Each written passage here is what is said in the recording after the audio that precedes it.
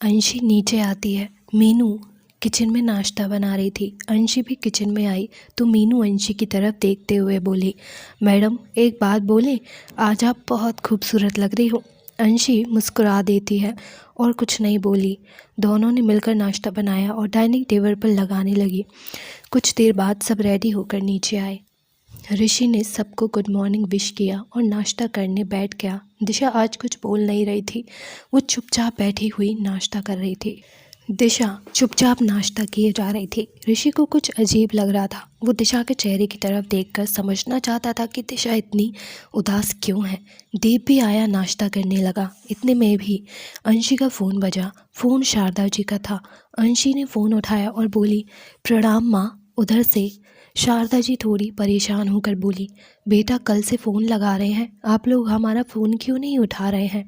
देव के मोबाइल पर हमने कितनी बार कॉल किया बेटा, उनका फ़ोन बंद आ रहा है। इतना सुनते ही अंशी को सब कुछ याद आ गया कि कल अंशी ने ही देव का फ़ोन गुस्से से फोड़ दिया था, जिससे देव का फ़ोन टूट गया था। अंशी कुछ नहीं बोल रही थी। उधर से शारदा जी बोली, हेलो हेलो, क्या हुआ बेटा, आप सुन रही हैं ना? शारदा जी बोली। अंशी जैसे नींद से जागी। हाँ हाँ माँ, हम। अच्छा बेटा आप लोग कब आ रहे हैं? अंशी बोली, माँ देव जी को कोई मीटिंग है, वो पूरी हो जाए फिर हम लोग आज घर के लिए निकल जाएंगे।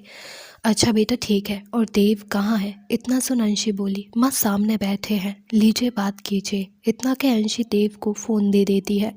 प्रणाम माँ, कैसी हैं आप? देव बोला, हम ठीक है बेटा, आप लोग कैसे हैं? शारदा जी बोली, सब ठीक है माँ। बेटा कल से हम आपको फ़ोन लगा रहे हैं, आपका फ़ोन क्यों बंद है? इतना सुन अंशी देव की तरफ देखने लगी। अंशी की आंखें जब देव से टकराई तो अंशी ने अपनी नज़रें झुका ली। देव ने कहा, हाँ माँ, मेरा फ़ोन टूट गया है कल, इसलिए लग नहीं रहा है। कोई बात नहीं बेटा, हम तो घबरा ही गए थे, पर आप लोग आ रहे हैं ना आज? हाँ माँ, हम सब लोग शाम को निकल रहे हैं। कुछ देर बाद करने के बाद देव ने फ़ोन कट कर दिया। अंशी की तरफ देखकर उसको अपना फ़ोन दे दिया। ऋषि बोला, भाई आपका फ़ोन कैसे टूट गया? अंशी देव की तरफ देखने लगी। देव बोला, हाँ कल गलती से गिर गया था, इसलिए टूट गया।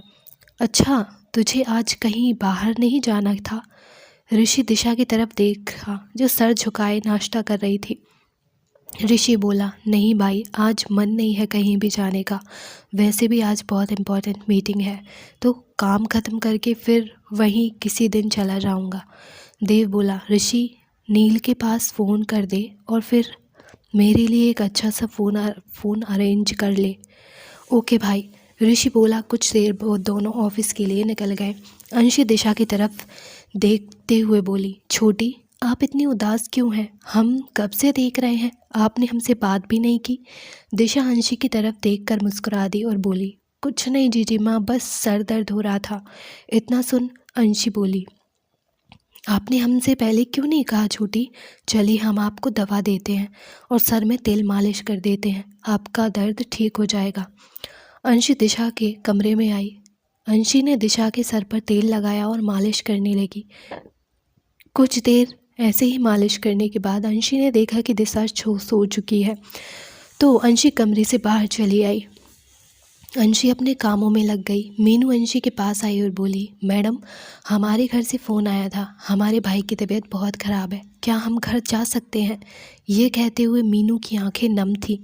अंशी मीनू के पास आई और उसे सोफे पर बैठाते हुए बोली, पहले आप शांत हो जाओ मीनू, आपके भाई को कुछ नहीं होगा। इतना क्या अंशी बोली, आप रुको हम अभी आते हैं। अंशी अपने कमरे में आई और कबर्ड से कुछ पैसे निकाल कर मीनू को देते हुए बोली, ये लीजिए कुछ पैसे, तुम जाओ और कुछ खा लो और ज़रूरत हो तो हमें याद ज़रूर करना, और तुम जाओ। मीनू रोते हुए बोली, मैडम सच में आप बहुत अच्छी हैं मैडम। इतना क्या मीनू वहाँ से चली गई। देव का ऑफिस। नील देव के पास आया और बोला, सर आपने सम्राट सूर्यवंशी के बारे में जो इन्फॉर्मेशन निकलवाई थी वो ये है। देव नील की तरफ देखते हुए बोला, हाँ नहीं, क्या पता चला? नील बोला, सर 1 साल पहले ही शराब के नशे में धुत होने के कारण उनका कार एक्सीडेंट हो गया था, जिससे अब वो नहीं रहे। और सर बाकी सारी कंपनियां सम्राट सिंह सूर्यवंशी के पिता शिवेंद्र सूर्यवंशी संभालते हैं और इस वक्त उनकी हालत काफ़ी ख़राब है। और सुनने में ये भी आया है कि उन्होंने दोनों राजकुमारियों के ढूंढने की बहुत कोशिश की पर वो नहीं मिली। देव बोला ठीक है तुम जाओ। नील वहाँ से चला गया। वहीं अंशी घर के बाहर गार्डन में टहल रही थी। तभी अचानक से वहाँ कुछ गाड़ियाँ आकर रुकी। अंशी ने जब सामने देखा तो उसमें से कुछ नकाबपोश उतर रहे थे। अंशी ने जब ध्यान से देखा तो सामने वही था। ये देखकर दीवान से हैरान रह गई। अंशी ने धीरे से कहा मलिक। मलिक अंशी के सामने आकर खड़ा हो गया और अंशी की तरफ देखते हुए बोला कैसी हैं हमारी राजकुमारी अंशी। वैसे तो मुझे लगा था आपको मुझे देखकर बहुत ज़्यादा खुशी होगी, पर मुझे तुम्हें देखकर बहुत खुशी हुई। इतना क्या। मलिक अंशी के गालों को छूने की कोशिश करता। अंशी ने गुस्से में उसका हाथ झटक दिया। मलिक हंसते हुए बोला हाय। इसी गुस्से पर तो मलिक राठौर तुम पर दिल हाल बैठा। मैंने वैसे मानना पड़ेगा तुम्हारी खूबसूरती को तो आज भी वैसी की वैसी हो जैसे 2 साल पहले थी। उससे भी ज़्यादा खूबसूरत लगने लगी हो। अंशी गुस्से से बोली चुपचाप यहाँ से चले जाओ मलिक, वरना इस बार हम तुम्हें बहुत बहुत बुरी मौत देंगे। मलिक गुस्से में अंशी की तरफ बढ़ा और उसके मुंह पर कुछ सूंघाया जिससे अंशी बेहोश हो गई। मलिक अंशी को लेकर जाने लगा। इतने में ही दिशा भागती हुई बाहर आई। इतने में वहाँ देव के घर के बाहर के गार्ड्स आ गए। मलिक के आदमी ज़्यादा थे, इसकी वजह से देव के आदमियों को मलिक के आदमियों ने मार दिया। मलिक अंशी को लेकर जा चुका था। ये सब इतनी अचानक हुआ कि दिशा कुछ कर ही नहीं पाई। उसकी आंखों से आंसू बह रहे थे। दिशा भागकर अंदर आई और ऋषि को फ़ोन लगा दिया। ऋषि देव के कैबिन में देव के साथ ही बैठा था। कुछ देर बाद रिंग होने के बाद ऋषि ने फ़ोन उठाया। दिशा रोते हुए बोली ऋषि वो। दिशा इतना रो रही थी कि वो बोल भी नहीं पा रही थी। ऋषि घबराते हुए बोला दिशा क्या हुआ, तुम इतना रो क्यों रही हो, पहले शांत हो जाओ। दिशा खुद को संभालते हुए बोली मलिक ने जीजी माँ को किडनैप कर लिया। ऋषि बोला तुम शांत हो जाओ दिशा, हम लोग अभी घर आते हैं। इतना के फ़ोन कट कर दिया। ऋषि हैरान रह गया। देव ने जब उसकी तरफ देखा तो ऋषि बोला भाई मलिक ने भाभी को किडनैप कर लिया है। ऋषि ने देव को सब बात बताई। इतना सुन देव का चेहरा गुस्से से लाल हो गया। देव ऋषि की तरफ देखते हुए बोला ऋषि तू पहले घर जा, इस वक्त दिशा अकेली है, उसे तेरी ज़रूरत होगी। ऋषि बोला भाई इस वक्त भाभी। देव बीच में ही बोला कुछ नहीं होगा अंशी को, मेरे होते हुए मैं उसे कुछ नहीं होने दूंगा। देव ने अपना फ़ोन निकाला और किसी को कॉल किया। देव और ऋषि निकल गए। ऋषि घर के लिए निकल गया। अगला दिन करीब 13 से 14 घंटे बाद इंदौर शहर, मध्य प्रदेश। अंशी बिस्तर पर लेटी हुई थी। अंशी अभी बेहोश लग रही थी। मलिक गुस्से में 2 आदमियों की तरफ देखते हुए बोला इसका अच्छे से ख्याल रखना, और हाँ गलती से भी लड़की यहाँ से भागनी नहीं चाहिए। तुम दोनों की खैर नहीं होगी अगर वो यहाँ से गई तो। मलिक बात कर ही रहा था कि तभी उसका फ़ोन बजा। मलिक को लेकर बाहर चला गया। उधर से एक औरत बोली काम हो गया। मलिक ने कहा हाँ हो गया, पर इसमें आपका क्या फ़ायदा। मलिक ने उस औरत से पूछा मैं कोई भी काम बिना फ़ायदे के नहीं करती हूँ, और जब तक उन पेपर्स पर अंशी के साइन नहीं हो जाते तुम उसे ज़िंदा रखोगे, डिवोर्स पेपर पर, और सारी प्रॉपर्टी पर आधा हिस्सा मेरा होगा। मलिक गुस्से में बोला मलिक राठौर को किसी की बात सुनने की आदत नहीं, मैं आप अपने मन की करता हूँ। इतना सुन औरत हंसते हुए बोली भूलो मत कि यहाँ तक मैंने तुम्हें खुद पहुँचाया है, और हमारे बीच यही डील हुई थी कि इसलिए जैसा मैं कहती हूँ वैसा करो, नहीं तो तुम्हारे लिए अच्छा नहीं होगा। औरत ने फ़ोन कट कर दिया। औरत पीछे पलटी और सामने नैना खड़ी थी। नैना कावेरी जी की तरफ देखते हुए गुस्से से बोली ये क्या था मॉम। कावेरी जी नज़रें चुराते हुए बोली क्या। नैना गुस्से से बोली बस मॉम बस, बहुत हो गया। आप क्यों उसके पीछे पड़ी हैं, आखिर अंशी की गलती क्या है। आपके कहने पर मैंने भी उसके साथ बहुत बुरा किया है, पर अब बस बहुत हो गया माँ। कावेरी जी गुस्से से बोली नैना ये तुम क्या बकवास कर रही हो, तुम ही तो चाहती थी ना देव और अंशी एक दूसरे से दूर हो जाएं, जुदा हो जाएं। नैना चिल्लाते हुए बोली चाहती थी मॉम, बट अब नहीं, क्योंकि मैं देव को नहीं, उसके पैसों को चाहती थी। पर अब मुझे समझ आया कि प्यार क्या होता है। जब से मैं सतीश से मिली उसने मुझे बदल दिया। ज़िंदगी में पैसा ज़रूरी नहीं है मॉम, प्यार ज़रूरी है। पर अफसोस ये सब मैं किसे बता रही हूँ। आप तो खुद कभी डैड को प्यार नहीं कर पाई। आप सिर्फ डैड के पैसों से प्यार करती थी। इतना सुन कावेरी जी गुस्से में नैना को थप्पड़ मार बोली, नैना, तुम्हारे डैड ने आज तक दिया ही क्या है मुझे? ना ही समाज में इज्जत और ना ही अरमानों को पूरा कर पाए कभी। इसलिए ज़िंदगी में सबसे ज़रूरी पैसा होता है। पैसे के बिना ज़िंदगी अधूरी है। लिसन मॉम, अब तो मुझे शर्म आती है आपको मैम मॉम कहते हुए, और मुझे शर्म आती है खुद पर कि मैं आपके इशारे पर चली और मैंने इतना सब कुछ गलत किया। नैना की आंखों में आंसू भर आए। वो गुस्से से बोली, क्यों, क्या हुआ मॉम? आपको बुरा लग रहा है? सच कड़वा होता है। इतना कह नैना कमरे से चली गई। नैना लगातार देव को फ़ोन कर रही थी पर देव का फ़ोन नहीं लग रहा था। कुछ देर रिंग होने के बाद देव ने नैना का फ़ोन उठाया। उधर से नैना रोते हुए बोली, I am sorry Dev, I am really really sorry, ये सब मेरी वजह से हुआ। देव बहुत गुस्से में था। देव जब इंदौर से आया था तब से लगातार अंशी को ढूंढ रहा था। देव लगातार 12 से 13 घंटे तक गाड़ी ड्राइव की थी और काफ़ी थक चुका था, पर उसे इस वक्त बिल्कुल भी अपनी फ़िक्र नहीं थी। वो गुस्से में बोला, देखो नैना, मैं इस वक्त बहुत ज़्यादा परेशान हूँ, हम बाद में बात करते हैं। नैना बोली, देव प्लीज़ फ़ोन मत काटना, मेरी बातों का विश्वास करो, मैं जानती हूँ अंशी कहाँ है। इतना सुन नैना ने जब ये कहा कि वो अंशी कहाँ है ये जानती है, तो देव उसकी बातों को बहुत ध्यान से सुनने लगा। नैना बोली, मैं तुम्हारी मोबाइल पर लोकेशन सेंड कर रही हूँ देव, वो इंदौर के किसी छोटे से घर में है। देव ओके कहकर फ़ोन कट कर देता है। कुछ देर उसके फ़ोन पर एक मैसेज आया।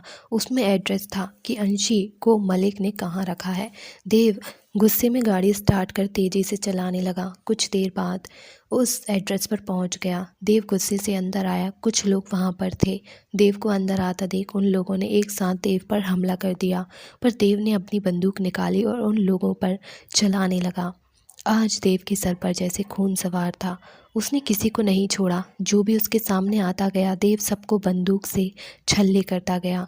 इस बार देव की बंदूक की गोलियां ख़त्म हो चुकी थी। तभी पीछे से गुंडे ने देव पर किसी भारी चीज़ से वार किया, पर देव को जैसे कोई फ़र्क ही नहीं पड़ा। वो गुस्से से पीछे मुड़ा और उस गुंडे का हाथ पकड़कर मोड़ दिया, जिससे वो गुंडा दर्द से कराह गया और ज़मीन पर गिर गया। इस बार देव अंदर आ गया, पर अंदर का नज़ारा देखकर हैरान रह गया, क्योंकि अंदर कोई नहीं था। देव ने चारों तरफ देखा, वहाँ कोई भी मौजूद नहीं था। तभी अचानक से देव की नज़र बेड पर पड़ गई, जहाँ अंशी की चूड़ियाँ टूटी थीं और उसके पैरों की पायल भी वहीं पर मौजूद थी। देव अंशी की पायल को उठाता है और अपने हाथों में लेकर गुस्से से बोला, अंशी, तुम्हें कुछ नहीं होने दूंगा मैं। पर सवाल ये था कि अंशी कहाँ है। देव कमरे में इधर उधर कुछ ढूंढने लगा, जिससे उसे पता चल सके कि अंशी कहाँ है।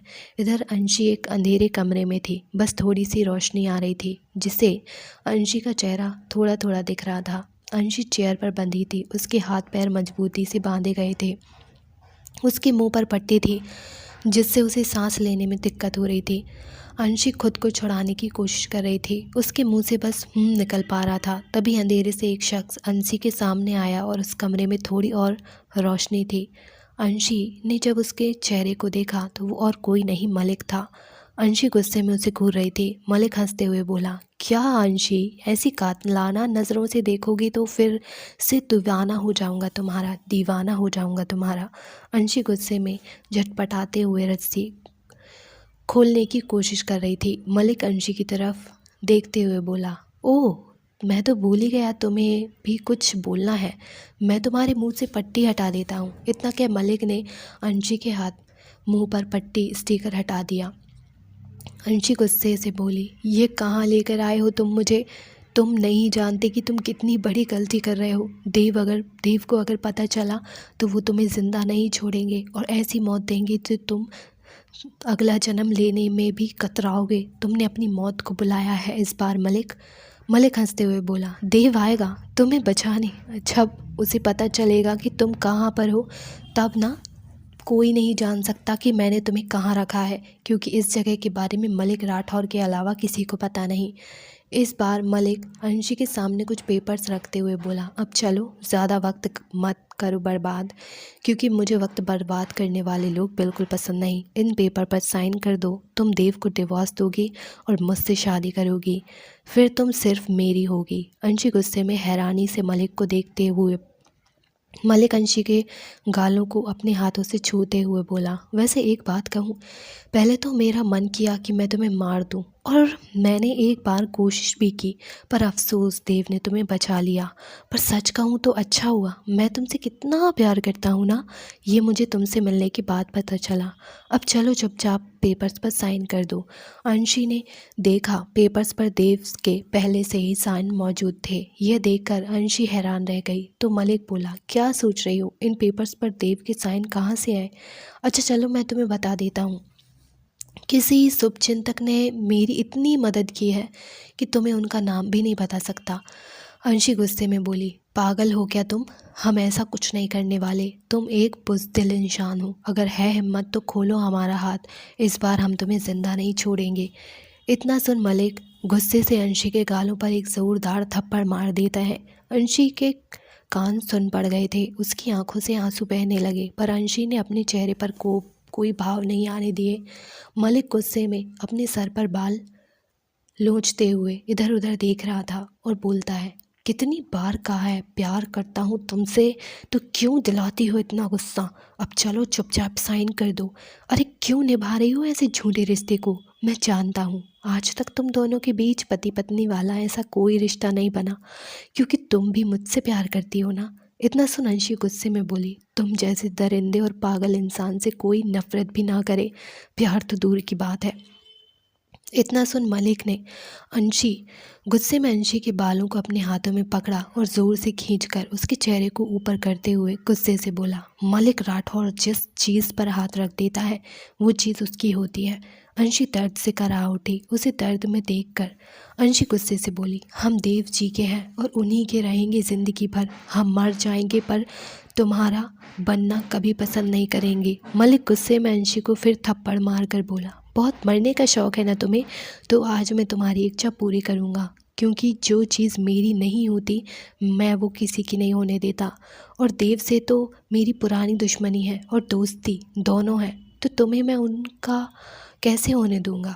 वैसे सच कहूँ तो मुझे देव पर बहुत तरस आ रहा है। बेचारा देव कितना प्यार करता है तुमसे, पर अब बस कुछ ही देर में तुम्हें तड़प तड़प कर मारूंगा मैं, और देव तो तुम्हें मरते देखकर खुद ही मर जाएगा। अंशी की आंखें बंद होने लगी थी, क्योंकि मलिक ने उसे बहुत ज़ोर से थप्पड़ मारा था। मलिक गुस्से से बाहर आया और अपने आदमियों की तरफ देखते हुए, आग लगा दो यहाँ। मलिक के आदमी ने वैसा ही किया। अब जिस कमरे में अंशी थी उस कमरे में पूरी तरीके से आग लग चुकी थी। मलिक बाहर था और अंशी को जलते हुए देख रहा था। इतने में एक गाड़ी तेजी से रुकी। वो शख्स बाहर निकल कर आया। मलिक ने देखा तो हैरान रह गया। वो शख्स और कोई नहीं, देव था। देव ने अभी आग लगे कमरे की तरफ ध्यान नहीं दिया था और गुस्से से मलिक का कॉलर पकड़कर उसे मारने लगा। देव गुस्से में बोला, हिम्मत कैसे हुई तेरी अंशी को किडनैप करने की? कहा था मैंने दूर रह, तो दूर रह। हाथ कैसे लगाया तूने अंशी को?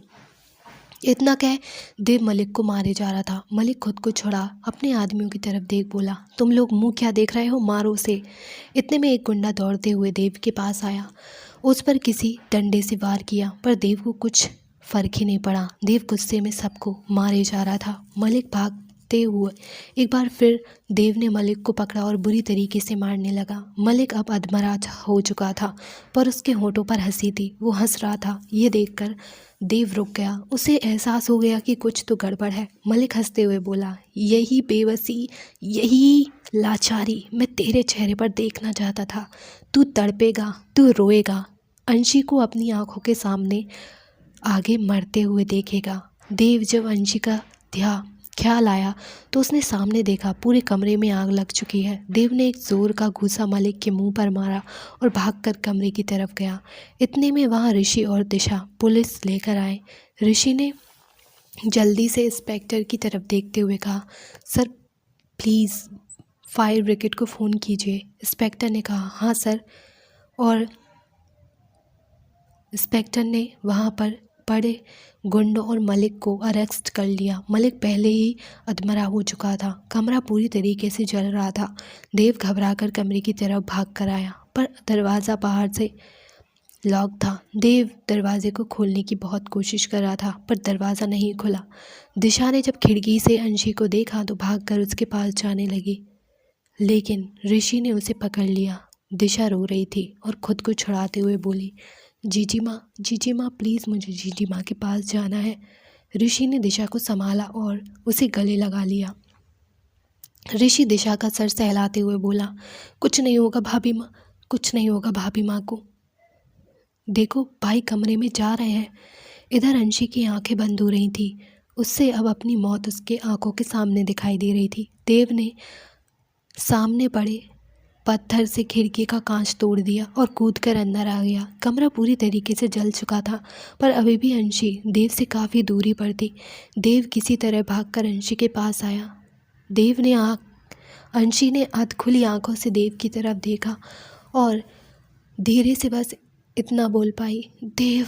देव अंशी के हाथों और पैरों पर बंधी रस्सियों को खोलने लगा। देव अंशी के हाथों और पैरों की रस्सियों को खोल अंशी को अपने सीने से लगा दिया।